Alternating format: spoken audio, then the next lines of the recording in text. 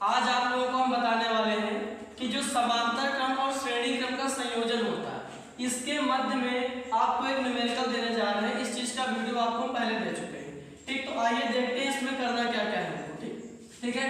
तो इसमें आपको सबसे पहले तो ए व बी के मध्य में आपको प्रतिरोध ज्ञात करना है, ठीक है, कि ए व बी के मध्य में प्रतिरोध क्या होगा। और उसके बाद आपको दूसरा पॉइंट भी नोट करना पड़ेगा, दूसरे में आपको निकालनी होगी कि इसके मध्य में यानी कि प्रतिरोध के मध्य में कुल धारा कितनी है, ठीक है। कुल धारा यानी कि आई का मान भी आपको निकालना है। आई का मान निकालने के बाद आपको तीसरा पॉइंट निकालना पड़ेगा। तीसरे पॉइंट में आपको निकालना पड़ेगा कि कुल आपका प्रतिरोध क्या है, यानी कि ए व बी के मध्य में विभवांतर क्या होगा, है ना, सही। विभवांतर क्या होगा। अब विभवांतर आपको जब मिल गया, अब इसमें से आपको तीन चीजें निकालनी है। तो पहला आप नोट करेंगे, यहां से आपका हल चालू होगा आंसर। तो जब आपको पहला ए व बी के मध्य में प्रतिरोध निकालना है, तो ए व बी के मध्य प्रतिरोध निकालने के लिए आपको इस चित्र में जो आपको ए और पॉइंट बी पॉइंट दो मिल रहे हैं, तो ए पॉइंट को अगर इस तरफ अपनी तरफ को खींचा जाए और बी को उस तरफ खींच दिया जाए, ठीक है, तो चित्र हमारा कुछ इस तरह का बन करके आ जाएगा।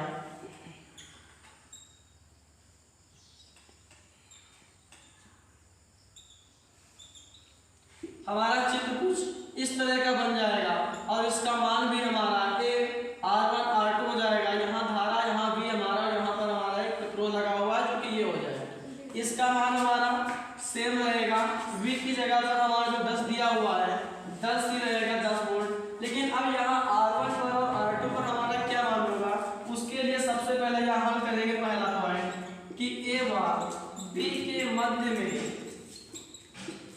में प्रतिरोध हमारा क्या है, प्रतिरोध। तो जैसा कि आप देख रहे हैं कि यहाँ पर हमारा R1 और R2 जो है, R1 और R2 हमारा जो है वो किस क्रम में लगा हुआ है, ये हमारा श्रेणी क्रम में लगा, ठीक। तो यहाँ लिख सकते हैं कि उपर्युक्त चित्र श्रेणी क्रम में है, श्रेणी क्रम में। तो जब चित्र श्रेणी क्रम में है तो इसमें हमारा हो जाएगा R बराबर R1 प्लस R2 होगा। तो R बराबर हमारा आ जाएगा R1 की जगह पे मान हमारा रख दिया जाएगा 4 ओम हो गया। R2 की जगह पे हमारा मान रख दिया जाएगा 2 ओम, जो कि दे रखे हैं R2 बराबर 2, ठीक है, 2 रख दिया जाएगा। तो R बराबर हमारा आ जाएगा 4 2 6 ओम हमारा आपका पहला आंसर आएगा। और उसको हम R1 मान लेंगे, ठीक है, R1 मान लेंगे। पूछ रहा है ए और बी के मध्य प्रतिरोध, तो अभी हमारा R2 निकालना बचा हुआ। तो अब इसमें R2 निकालना है तो हम इसके लिए निकालेंगे, है ना। तो यहाँ हमारा आ जाएगा R2 बराबर R3 प्लस R4। तो R2 की जगह पर हमारा R3 लिखा हुआ है, तो R3 हमारा 2 दिया है, R3 के मान हमारा 2 दिया हुआ है और R1 का मान हमारा 1 दिया हुआ है। तो R2 बराबर 2 + 1 = 3 ओम। R2 बराबर हमारा मान निकल के आ गया 3 ओम आ गया, ठीक है। अब जब R2 हमारा 3 ओम आ गया तो फिर दूसरा पॉइंट करा कि प्रतिरोध की कुल धारा क्या है, प्रतिरोध की कुल धारा। लेकिन कुल धारा से पहले ये देख लिया जाए कि टोटल दोनों का प्रतिरोध किसमें आ रहा है। तो ये चित्र हमारा कुछ इस प्रकार से बन के आ गया, R1 6 और R2 3 ओम आ रहा है, ये 6 ओम आ गया और ये 3 ओम आ रहा है। अब आपको ये देखना कि चित्र किस क्रम में, श्रेणी क्रम में, समांतर क्रम। चित्र हमारा समांतर क्रम में, तो लिख सकते हैं समांतर क्रम बराबर आपने सूत्र पढ़ रखा है 1/r बराबर 1 + R1 + 1/R2 + 1/R3 प्लस का एंड सो ऑन। कुछ आपने इस तरह का पढ़ रखा है, तो उसमें आपका 1/r बराबर 1/R1 प्लस का 1/R2। शायद आपको पता है कि आपके पास 2 ही मान दिए हैं, तो 1/R1 का मान हो जाएगा आपका 6, 1/R2 यानी कि 1/R2 का मान हो जाएगा 3, ये हो गया। R3 हमारे पास नहीं है इसलिए इसको हम अब हमारा 1/r बराबर हो गया 1/6 प्लस का 1/3, दोनों को बराबर करना है। तो हम इसकी क्या करेंगे, 2 से गुणा करवाएंगे।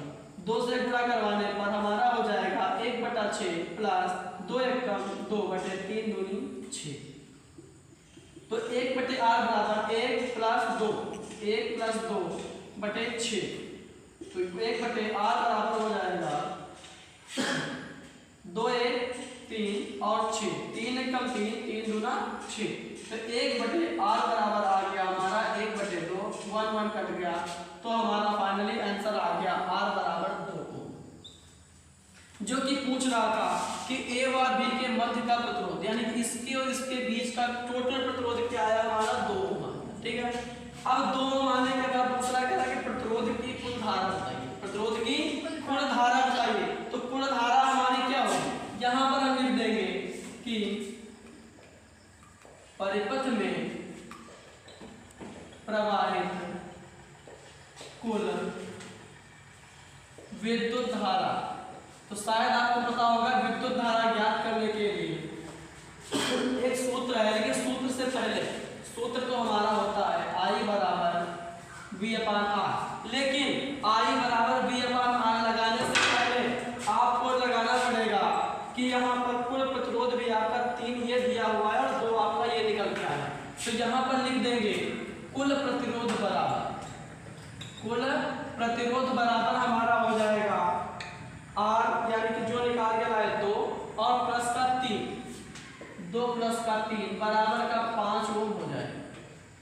तो R जो क्वांटिटी कुल R बराबर हो जाएगा 5 एम्पियर, 5 ओम हो जाएगा। अब फिर जब धारा निकालेंगे तो धारा निकालने के लिए हो जाएगा I बराबर V/R, I बराबर V/R हो जाएगा। तो I बराबर V/R निकालने के लिए I कुछ नहीं दिए, V का मान क्या दे रखे हैं, यहाँ पर 10 दिया हुआ, V का मान यहाँ पर 10 दिया हुआ है, ये 10 हो गया।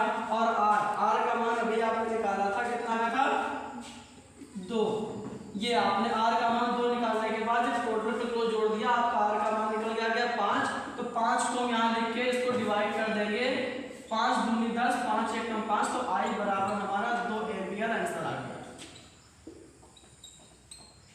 I बराबर 2 एम्पियर आंसर आ गया।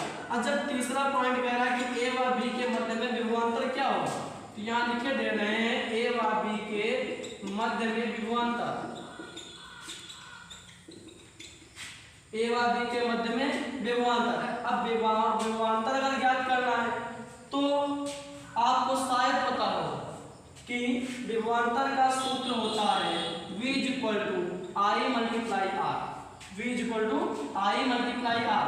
तो V हमारा क्या है, V को ज्ञात करना नहीं दिया गया है। I का मान आपने निकाल लिया 2 एम्पियर, I का मान निकाल लिया 2 एम्पियर। और R का मान आपने ये निकाला हुआ था R बराबर 2। तो आपका ये गुणे में 2 आ गया और V बराबर 2 दूनी 4 हो गया और ये आपका आंसर आ गया। ठीक है,